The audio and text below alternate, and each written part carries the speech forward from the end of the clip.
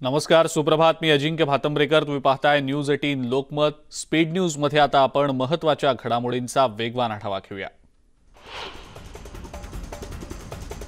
वसईच्या समुद्रामध्ये संशयास्पद बोट आढळली असून सुरक्षा यंत्रणांना सतर्कतेचा आदेश देण्यात आलेला आहे. त्यामुळे पोलीस आणि तटरक्षक दल सतर्क आहेत. बोटीत 2 जण असल्याची माहिती पोलिसांनी दिलेली असून बोट ही समुद्र किनाऱ्यापासून 2 नॉटिकल मैल आतमध्ये आहे. बोटीवर कोणत्याही प्रकारचा झेंडा किंवा निशाण नसल्याने संशयाला बळकटी आली असून ड्रोन कॅमेऱ्याच्या मदतीने बोटीची तपासणी करण्याचा प्रयत्न केला जात होता. खासदार संभाजीराजे छत्रपती यांनी मराठा आरक्षणाच्या प्रश्नावर राष्ट्रपतींची भेट घेतली आहे. यावेळेला सर्वपक्षीय शिष्टमंडळ त्यांच्या सोबत होतं. राष्ट्रपतींसोबत सविस्तरपणे चर्चा झाल्याचं संभाजीराजे छत्रपती यांनी सांगितलं. राज्याला दिलेले आरक्षणाचे अधिकार बिनकामाचे असल्याचंही त्यांनी सांगितलंय. आरक्षणासाठी सामाजिक मागासलेपण सिद्ध करणं गरजेचं आहे. अनेक राज्यांमध्ये 50% वर आरक्षण देण्यात आलेलं आहे. आरक्षणाची ही 50% मर्यादा वाढवून देण्याची मागणी यावेळी करण्यात आली. राष्ट्रपतींनी आपल्या मागणीला सकारात्मक प्रतिसाद दिल्याचं संभाजीराजे छत्रपती यांनी सांगितलं.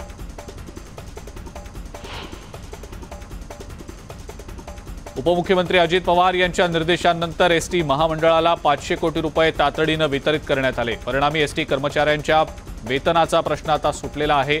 चालू आर्थिक वर्षासाठी 1450 कोटी रुपयांच्या अर्थसंकल्पीय तरतुदीपैकी 838 कोटी रुपयांचा निधी एसटीला आधीच वितरित केला गेला आहे. उर्वरित 612 कोटींपैकी 500 कोटी रुपये तातडीनं एसटी महामंडळाला दिले जावेत असे निर्देश उपमुख्यमंत्री अजित पवार यांनी दिलेले आहेत आणि त्यानंतर तातडीनं हा निधी वितरित करण्यात आला. संजय राऊत म्हणजे खोटं बोल आणि रेटून बोल असल्याची जोरदार टीका भाजपचे प्रदेशाध्यक्ष चंद्रकांत पाटील यांनी केलेली आहे. राज्यातली मंदिरं उघडा या मागणीसाठी भाजप राज्यभर आंदोलन करत आहे. परंतु मंदिरं उघडायची असतील तर दिल्लीत जाऊन घंटा वाजवा असा सल्ला शिवसेना खासदार संजय राऊत यांनी भाजपला दिलेला होता.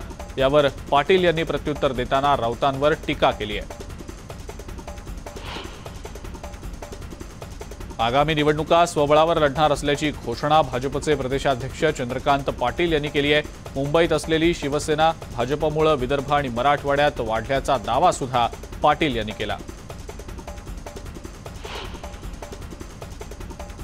केंद्रीय मंत्री नारायण राणे यांच्या जनआशीर्वाद यात्रेनं राज्यातलं राजकारण ढवळून निघालंय. त्यानंतर आता सिंधुदुर्गात नारायण राणेंना शिवसेनेनं मोठा झटका दिल्याचं समजतंय.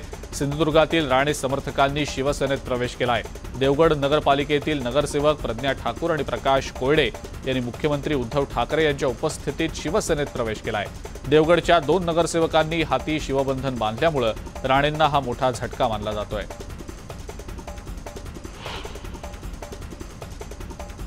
पुणे पालिका निवडणुकीच्या तोंडावर आता राजकारण तापायला सुरुवात झाली आहे. त्यामुळे पालिकेच्या सर्व नगरसेवकांकडून आपापल्या वॉर्डमधल्या मतदारांना पुन्हा एकदा आपल्याकडे वळवण्याचे प्रयत्न सुरू झालेले आहेत. अशात पुण्यातल्या नगरसेवकांनी तब्बल 90,90,87,326 रुपये खर्च केलेत.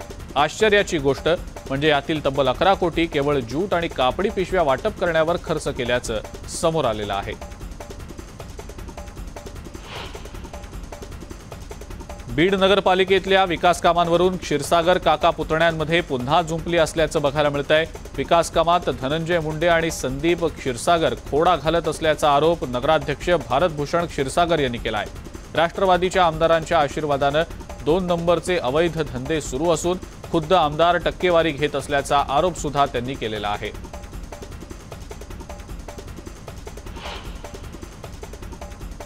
नागपुरात शिवसैनिक आक्रमक झाले. 17 वर्षीय तरुणीचा जीव गेल्यानं आंदोलकांनी पालिकेच्या हनुमाननगर कार्यालयात तोडफोड केलेली आहे.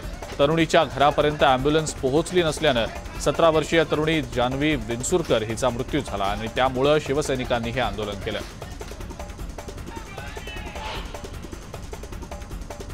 आरोग्यमंत्री आणि जालना जिल्ह्याचे पालकमंत्री राजेश टोपे यांनी जालना जिल्ह्यातल्या अतिवृष्टीमुळे नुकसान झालेल्या भागांची चक्क ट्रॅक्टरमधून पाहणी केली आहे. महिन्याभराच्या प्रदीर्घ विश्रांतीनंतर गेल्या 2 दिवसांपासून जालन्यात पावसाचं दमदार पुनरागमन झालं. वादळी वाऱ्यासह झालेल्या मुसळधार पावसामुळे शेतपिकांना चांगलाच फटका बसलाय. शेतकऱ्यांच्या हातातोंडाशी आलेला घास हिरावण्याचं काम या अतिवृष्टीनं केलेलं आहे.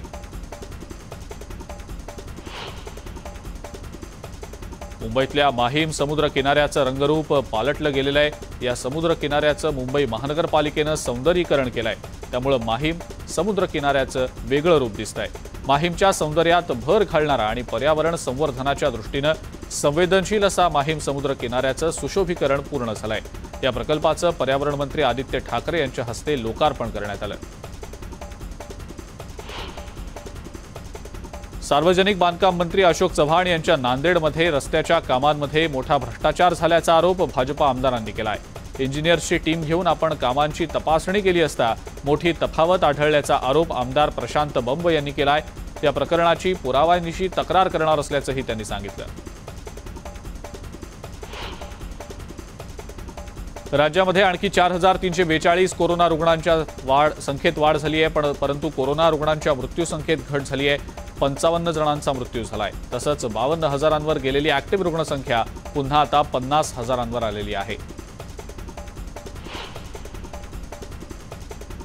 पुण्यामध्ये दिवसभरात 222 पॉझिटिव्ह रुग्ण आढळले, तर 107 रुग्णांना डिस्चार्ज दिला गेला असून पुण्यात कोरोनाबाधित 16 रुग्णांचा मृत्यू झालाय। पुण्याबाहेरच्या 12 रुग्णांचा मृत्यू झालाय। 204 क्रिटिकल रुग्णांवर उपचार सुरू आहे। कोरोनाचा प्रादुर्भाव हळूहळू कमी होतोय असं वाटत असतानाच आता सोलापूर शहरात डेंग्यूनं थैमान घातलंय आणि त्यामुळे सोलापूरकर पुरते हैराण झाले। सोलापुरात एकूण 642 संशयित रुग्णांची चाचणी केली असून त्यापैकी 242 रुग्ण हे ऑगस्ट महिन्यात पॉझिटिव्ह आढळल्यानं नागरिकांमध्ये घबराट पसरली आहे। त्याचबरोबर डेंग्यूमुळे 2 रुग्णांचा मृत्यू देखील झालाय। दापोली कोकण कृषी विद्यापीठाचा पदवीदान समारंभ पार पडला। कोकण कृषी विद्यापीठ दापोली इथं 39वा पदवीदान समारंभ संपन्न झाला। त्यावेळेला कुलगुरू संजय सावंत यांच्यासह इतर मान्यवर देखील हजर होते।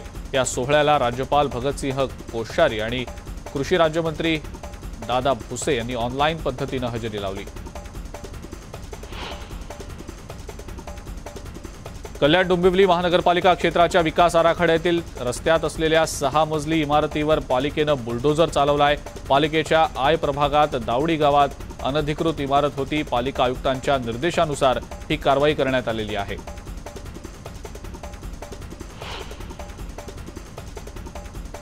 कल्याण पश्चिमेकडच्या काळा तलाव परिसरात धोकादायक असलेल्या बाबाजी चाळीवर पालिकेनं केलेली कारवाई चांगलीच वादग्रस्त ठरलेली आहे। ही कारवाई बेकायदेशीर असून नोटीस न देता बिल्डरच्या इशाऱ्यानंतर ही कारवाई केल्याचा आरोप स्थानिकांनी केलाय। ही कारवाई पथकानं जीवघेणा हल्ला केल्याचा आरोप सुद्धा नागरिकांकडून होतोय। सलग दुसऱ्या वर्षी श्रीमंत दगडूशेठ गणपतीची स्थापना मुख्य मंदिरातच होणार आहे। कोरोनाच्या तिसऱ्या लाटेचा संभाव्य धोका लक्षात घेता श्रीमंत दगडूशेठ गणपती मंदिरानं हा महत्त्वाचा निर्णय घेतला आहे। मिरजेत गणेशोत्सवाच्या पार्श्वभूमीवर सोलापूर, कोल्हापूर, पुणे, मुंबई इथल्या गणेश मूर्ती विक्रीला उपलब्ध झालेल्या आहेत। सुबक आणि आकर्षक मराठमोळ्या रूपातल्या गणेश मूर्ती कागदी पर्यावरणपूरक मखर पहिल्यांदा मिरजेत दाखल झालेत। गणेशोत्सवाच्या पार्श्वभूमीवर 4 फुटांच्या आतल्या गणेश मूर्तीचे स्टॉल मिरजेत ठिकठिकाणी लागल्याचं दिसतंय। आपल्या भारतीय संस्कृतीत प्रत्येक समाज घटक वेगवेगळे उत्सव आपल्या वेगवेगळ्या ढंगानं आणि परंपरेनुसार साजरा करत असतात। त्याचप्रमाणे बंजारा समाजामध्ये तीज उत्सव मोठ्या प्रमाणात साजरा केला जात असतो। कधी काळी डोंगर दऱ्यात राहणाऱ्या बंजारा समाजात तीज म्हणजे आनंदाची पर्वणी असते। श्रावण महिन्यात ठिकठिकाणच्या बंजारा तांड्यांवर तीज उत्सवाची धूम दिसते। सध्या तीज उत्सवाच्या बंजारा लोकगीतांनी इथल्या लोकांवर चांगलंच गारूड घातलेलं आहे। यंदाचा कुसुमाग्रज प्रतिष्ठानचा मानाचा पुरस्कार पद्मश्री मधु मंगेश कर्णिक यांना देण्यात आलेला आहे। साहित्य क्षेत्रातील असामान्य कामगिरी करणाऱ्यांचा या प्रतिष्ठानकडून गौरव केला जात असतो। दर 1 वर्षाआड या पुरस्काराचं वितरण केलं जातं। येत्या 4 सप्टेंबरला नाशिक इथं या पुरस्काराचं वितरण होणार आहे। बुलढाणा तालुका कृषी अधिकारी कार्यालय मेहकर इथल्या उटी इथल्या शेतकऱ्यांनी तोडफोड केलेली आहे। उटी इथले शेतकऱ्यांची फळबाग योजनेतील कृती आराखड्यात नावं असून फळबाग अनुदानासाठी कृषी सहाय्यकांनी प्रत्येक शेतकऱ्याकडून 5,000 रुपये घेऊन कोणत्याही प्रकारचं काम केलं नाही। शेतकऱ्यांनी लेखी तक्रार देऊन कृषी सहाय्यक यांची कोणतीही चौकशी झाली नाही, त्यामुळे शेतकऱ्यांनी संतापून कार्यालयात तोडफोड केली आहे। चंद्रपूरच्या शाळा फी वाढ आणि विद्यार्थ्यांवर होणाऱ्या अन्यायाविरोधात न्यूज 18 लोकमतनं बातमी दाखवली होती। या बातमीचा इम्पॅक्ट झालाय। आता 13 TC परत घेण्याचं शाळेनं मान्य केलंय। चंद्रपूरच्या नारायण विद्यालयम शाळेनं 13 विद्यार्थ्यांना रजिस्टर्ड पोस्टाद्वारे TC देत शाळेतून काढून टाकलं होतं। या विद्यार्थ्यांच्या पालकांनी शाळेच्या मनमानी फी वाढी विरोधात आवाज उचललेला होता आणि यानंतर आता TC परत घेत विद्यार्थ्यांना शाळेत घेतलं गेलंय।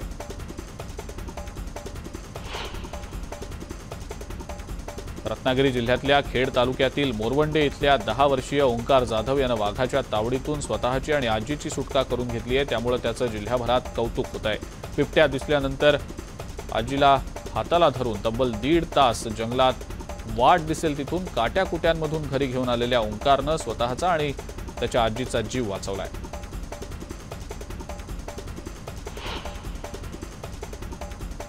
महाराष्ट्र राज्य सहकारी बँकेवर ईडीनं कारवाई केली आहे। बँकेच्या मुंबई शाखेवर ही कारवाई झाल्याची माहिती आहे। सहकारी साखर कारखाना विक्रीत घोटाळा झाल्याची तक्रार करण्यात आलेली होती। महाराष्ट्र राज्य सहकारी बँकेच्या काही आजी-माजी संचालकांच्या घरावर सुद्धा ईडीनं छापे टाकल्याची माहिती समोर आलेली आहे। अल्पदरात सहकारी साखर कारखाने विक्री प्रकरणी संचालकांच्या चौकशीसाठी कारवाई करण्यात येत असल्याची माहिती समोर आलेली आहे। राज्यामध्ये अनेक जात पंचायतींचा जाच अजूनही सुरूच असल्याचं धक्कादायक वास्तव पुन्हा एकदा पिंपरी चिंचवडमधून समोर आलंय। कौटुंबिक वादातनं एका दाम्पत्याचा घटस्फोटाचा दावा न्यायालयात सुरू होता।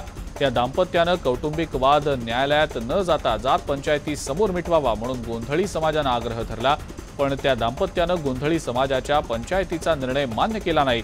त्यामुळे गोंधळी जात पंचायतीनं आपल्याला जातीतून बहिष्कृत केल्याचा आरोप सीताराम सागरे यांनी केलाय।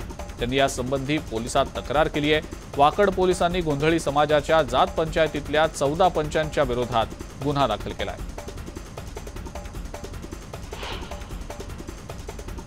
अकोल्यामध्ये एका 8 महिन्यांच्या चिमुकलीला HIV ची लागण झाल्याचं समोर आलेलं आहे। रक्तामधून HIVचं संक्रमण झाल्याचा आरोप नातेवाईकांनी केला असून त्याची दखल थेट आरोग्यमंत्री राजेश टोपे यांनी घेतलेली आहे। चौकशी करून दोषींवर कारवाई करण्याच्या सूचना आरोग्यमंत्र्यांनी दिलेल्या आहेत।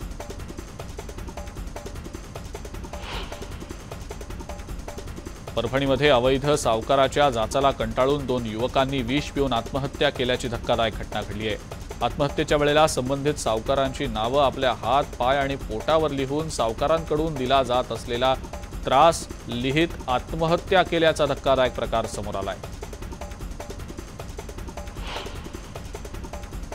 पुण्यामध्ये चोरीच्या उद्देशानं गोळीबार करण्यात आला। चोरट्यानं 2 राऊंड फायर करीत चोरी करण्याचा प्रयत्न केला। ही घटना खडकमाळ आळी गणपती शेजारच्या हिना टॉवरमध्ये घडली आहे। गोंधळ झाल्यामुळे रहिवाशांच्या मदतीनं स्थानिक पोलिसांनी चोरट्याला अटक केली। विठ्ठल भोळे असं अटक केलेल्या चोरट्याचं नाव आहे।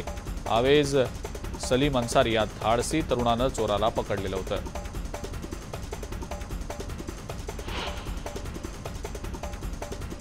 गडचिरोली तालुक्यात चुरचुरा गावातील जंगलालगत असलेली थोडीशी शेती विकत घेऊन त्यालगत असलेल्या 50 एकर जंगलाची वृक्षतोड करण्यात आल्याचा धक्कादायक प्रकार उघडकीला आलाय। जिल्हा परिषदेत महिला कर्मचारी असलेल्या गायत्री फुलझेले यांनी ही जमीन विकत घेतली। विकत घेतलेल्या जमिनीतील झुडपं तोडण्याची परवानगी असताना त्यांनी इतर जागांवरची झाडंही तोडली। या प्रकरणात 14 जणांवर गुन्हा दाखल करण्यात आलेला आहे। चंद्रपूर जिल्ह्यामध्ये जादूटोण्याच्या संशयावरून बहीण भाऊ आणि त्यांच्या आईला मारहाण झाल्याची घटना समोर आलेली आहे। नागभीड तालुक्यातल्या मिंडाळा गावातली ही घटना आहे। या प्रकरणी नागभीड पोलिसांनी सर्व आरोपींना अटक करून जादूटोणा कायद्यानुसार गुन्हा नोंदवलाय।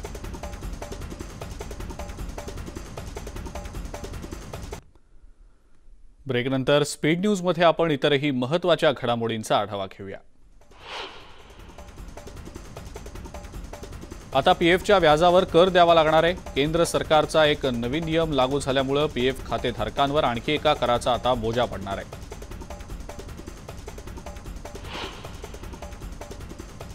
सरकार स्थापन करण्याची घोषणा तालिबानकडून लवकरच केली जाणार असल्याची माहिती मिळते आहे। अफगाणिस्तानमध्ये इस्लामिक एमिरेट्स ऑफ अफगाणिस्तान या नावानं सरकार बनणार असल्याची सुद्धा माहिती मिळते आहे।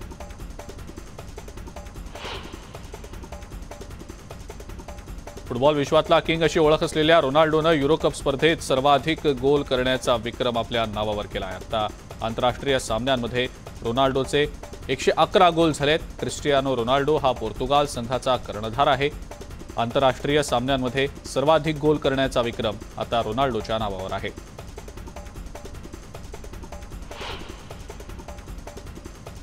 सध्या टोकियो पॅरालिम्पिक स्पर्धांनी सर्वांचंच लक्ष वेधून घेतलंय. यावेळी स्पर्धेच्या वेळेला मार्गदर्शकानं अंध धावपटू असलेल्या केवला समेडो हिला सर्वांसमोर लग्नाची मागणी घातली. हा क्षण पाहताना उपस्थित देखील भारावून गेले होते. मार्गदर्शक मॅन्युएल अँटोनियो वाज दा वेगाच्या प्रेमाचा केवलानं स्वीकारही केला. त्यामुळे या दोघांची चर्चा चांगलीच रंगलेली होती.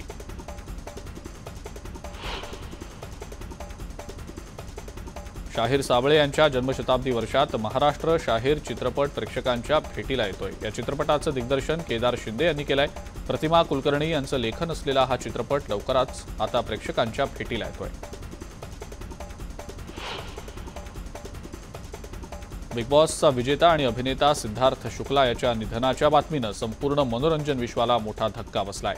सिद्धार्थ शुक्लाच्या मृतदेहाच्या पोस्टमॉर्टमची प्रक्रिया आता झालेली असून त्याचा अहवाल देखील सकाळी मिळणार आहे. अवघ्या 40 वर्षीय सिद्धार्थच्या मृत्यूनंतर आता सोशल मीडियावर शोकाकुल वातावरण आहे. त्याचा मृत्यू हृदयविकाराच्या झटक्यानं झाला असं सांगितलं गेलेलं आहे. मात्र त्याचा मृत्यू हार्ट अटॅकनं होऊच शकत नाही असा दावा त्याच्या जिम ट्रेनरनं केला. त्यामुळे सिद्धार्थ शुक्लाच्या मृत्यूला नवं वळण मिळण्याची शक्यता आहे.